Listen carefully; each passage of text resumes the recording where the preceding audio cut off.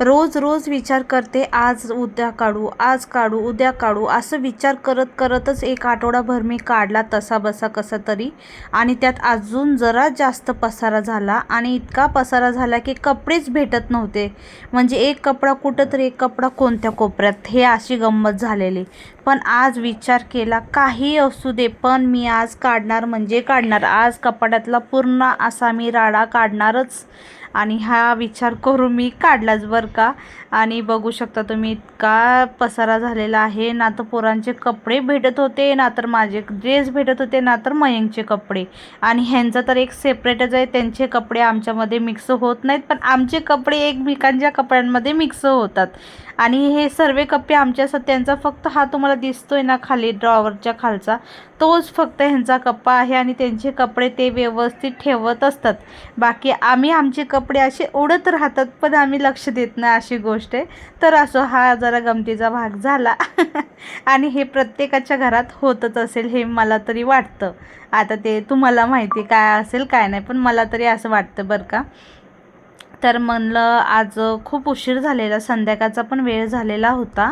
पण म्हणलं आज जाऊ दे, आज काय पण होऊ दे, किती पण वेळ लागू दे. आणि तुम्हाला खरं वाटणार नाही, मला हे कपाट आवरायला बरोबर म्हणजे 2 ते 2.5 तास गेले.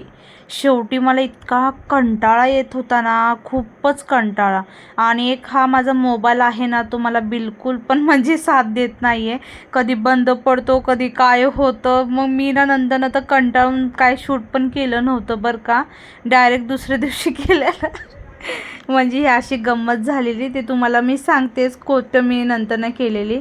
तर आता सर्वात पहिलं तर मी हे पोरांचे जे कपडे आहेत ना, ते सर्व व्यवस्थित पहिला काढून घेत आहे. मयंकच्या वरी ठेवत असते मी कपडे आणि आरोजे खाली. आणि जे मी इथं आमच्या इथं कसं आहे ना, अनाथ आश्रमची गाडी येत असते बरं का. म्हणजे महिन्यातून एकदा दोनदा तरी येतच असते. आणि मग मी आता काय करणार आहे, जे जे यूजचे नाहीत ना ते एका साईडला टाकणार आहे, आणि जे यूज करायचे कपडे आहेत ते मी एका साईडला ठेवणार आहेत. कारण की ते पोरं म्हणजे आपले चांगलेच कपडे असतात. आणि आता मयंक आरोचे पण छोटे झालेले असतात ना कपडे, परत माझे चांगले चांगले कोणते कोणते ड्रेस असतात ते पण मी ते मी आत्तापर्यंत ना 2-3 गोण्या तरी दिल्या असतील. आणि आता पुन्हा आता तेच म्हणलं करून घेऊया म्हणलं. तर असो, आता मी ना काढणार आहे परत एकदा. मयंकचे पहिलं ठेवून देते आणि एक एक करून मी काढणार आहे सर्व, नाही का. आणि इथं बघू शकता कपडे म्हणजे काढायला गेले तरी असे पडू राहिल्यात खाली, असं झालेली गंमत माझी. तर आता हे सर्व मी कपडे व्यवस्थित असे काढून घेत आहे, तुम्ही बघू शकता. आणि साड्यांचा तर इतका राडा झाला आहे ना माझ्या, खूप म्हणजे खूपच. आणि मी ना आता साड्या सर्व पॅक करून ठेवणार आहे. घालायचे तर काहीच होत नाही, पण उगाच ते ठेवून सजवून ठेवून काय उपयोग नाही ना, म्हणून मी आता ना सर्वच एका बॅगेत भरून ठेवणार. आणि बॅग तुम्ही बघू शकता तिथे ब्ल्यू कलरची ठेवलेली आहे, ती भरपूर मोठी अशी आहे बरं का बॅग. त्यात भरपूर असं सामान बसतं, त्यामुळे मग मी विचार करते त्या बॅगमध्येच ठेवून टाकू. म्हणजे कसं आहे ना, ते बॅगचं पण आपलं काम उपयोग होऊन जाईल. आणि कसं आहे ना, तुम्हाला नंतर मी सांगणार आहे आमचं काय नियोजन आहे किंवा काय नाही आहे, ते सर्व तुम्हाला पुढे सांगेलच.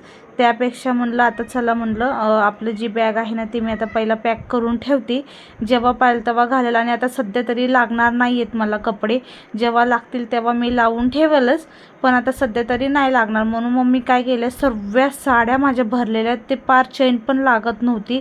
शेवटी मला एखादी परत एक मोठी निळी पिशवी घ्यावी लागली बरं का.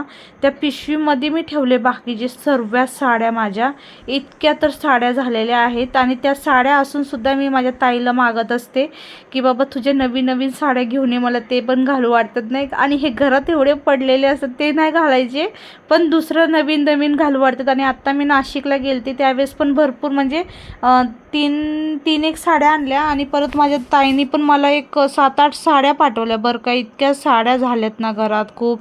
आणि बघू शकता तुम्ही चेनसुद्धा लागत नाही आहे त्या बॅगची, इतके साड्या झालेल्या आहेत. आता इथं स्वेटर वगैरे बाकीचं बघा मी इथलं सर्व काढलेलं आहे. आता माझा फक्त कप्पा राहिलेला आहे खालचा ड्रेसचा. आणि शूट करायचं, परत उठायचं, परत बसायचं. खरं खूप अवघड आहे ब्लॉगिंग करणं, म्हणजे ना खरंच खूपच अवघड आहे. जे रिअली आहे ते रियालिटी आहे. आणि ज्याला असं म्हणजे एकदम सोपं वाटतं ना काय असतं काय नसतं, पण जे करतात ना त्यांना माहीत असतं किती अवघड असतं बरं का. चला असो मग, त्यात काय आपल्याला आता बघा, करायची हौस आहे म्हणलं तर सर्वच गोष्टी करणं भागच आहे आपल्याला. तर आता हे काय बघा, मला आता इतकी कंटाळा आला ना, मी नंतर त्या बिछाण्यावरच झोपून गेलेली, कारण की इतका वैताग आलेला मला कपडे बघून बघून बघून. आता हे कुठं ठेवू ते कुठं ठेवू असं होत होतं मला. पण असो चला, आता मी म्हणलं बसून तरी चालणार नाही, उघड टाईमपास करण्यापेक्षा काय. आणि मग मी त्या दिवशी बिग बॉससुद्धा नाही बघितला. का सांगू, हे करत बसली जे मी 6:30ला नाही 7ला बसलेली मी, आणि 8 वाजता तर आपला बिग बॉस लागतो. पण मी काय तो पण बघितला नाही. माझं झालं आवरून कधी माहिती का, 10:30ला झालं. म्हणजे तुम्ही विचार करू शकता किती वेळ गेला.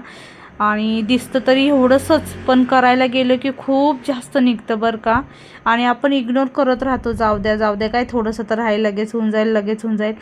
मग तसं करत करतच माझा इतका पसारा झाला. आणि कपडे इतके वाढलेले आहेत ना, मला कळतच नव्हतं कोणते कपडे कुठं ठेवू आणि कोणते कुठं नाही. पण आता चला बघते. हे बघा, हे जे मी साईडला घालत आहेत ना, ते सर्व साईडचे ना मी कपडे देऊन टाकणार आहेत अनाथ आश्रममध्ये. आणि ह्याच्यातले जे चांगले वाटत आहेत ना मला, माझे ड्रेस ते ठेवणार आहे बरं का. तर आता ह्याच्यात ना भरपूर, आता हे बघा, हा जो ड्रेस टाकला तो पण मी देणारच आहे. तो पण चांगलाच आहे बरं का. एकदा म्हणजे 2-4दाच घातलेला असेल मी तो, आणि त्यानंतर मी काय घातलाच नव्हता. आणि आता हे जे माझे चांगले चांगले टॉप वगैरे आहेत, मी जे डेली घालते, ते पण सर्व व्यवस्थित असे घडी घालून ठेवणार आहे. आणि तुम्ही बघू शकता, मला इतकी झोप आलेली, इतका आळस आलेला ना. आणि आता ही जी पॅन्ट टाकलेली आहे तीसुद्धा मी देणारच आहे. आणि मी सर्व अशी व्यवस्थित ठेवणार आहे. आणि त्यानंतर परत किती अस्ताव्यस्त होतं ना, ते पण तुम्हाला नंतर मी शेअर करेलच बरं का. तर असं आता टी शर्ट वगैरे, पॅन्टी वगैरे ते सुद्धा एका साईडला ठेवून देणार आहे. म्हणजे कसं ना, लगेच आपल्याला भेटायला पण हवं नाही का, तसं मग मी करून घेणार आहे. आणि नंतर तर खूप आवरलं मी, पण मी काय जास्त शूट केलं नाही का, कोण नाही. आणि आपल्याला सर्व गोष्टी करायला लागतात. त्यात पोरं पण इतके मध्ये करत होते ना, ते तर मी तुम्हाला दाखवलंसुद्धा नाही आहे, शेअर पण नाही केलं आहे. पण आता इथं बघा मी करून घेत आहे. त्यानंतर मग मयंक म्हणायला लागला, काय चाललं आहे मम्मीचं, म्हणून तो आलाच बघा. तो कॅमेरा हलवणारा पण मयंकच होता. तर असो चला, आता हे बघा, भरपूर असे कपडे बिपडे मी आवरून घेतले. तुम्ही कसं आवरतात कपडे वगैरे तेही मला नक्की सांगा. आज चला, मला झोप लई येत होती म्हणून नंतर मी काही शूट केलं ना, आणि हे सकाळी उठून तुम्हाला दाखवत आहे. तर बघा, असं मी क्लीन केलेलं आहे. तुम्हाला कसं वाटलं माझं क्लीन करण्याची पद्धत? आवडली असेल तर लाईक, कमेंट, शेअर करायला विसरू नका. बाय. श्री स्वामी.